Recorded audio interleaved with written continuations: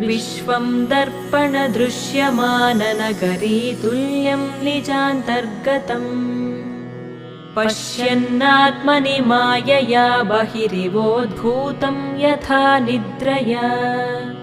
यः साक्षात् कुरुते प्रबोधसमये स्वात्मानमेवाद्वयम् तस्मै श्रीगुरुमूर्तये नमः इदं श्रीदक्षिणामूर्तये तस्मै श्रीगुरुमूर्तये नमः इदं श्रीदक्षिणामूर्तये बीजस्यान्तरिवाङ्कुरो जगदिदं प्राङ्निर्विकल्पं पुनः मायाकल्पितदेशकालकलना वैचित्र्यचित्रीकृतम् मायावीव विजृम्भयत्यपि महायोगी वयस्वेच्छया तस्मै श्रीगुरु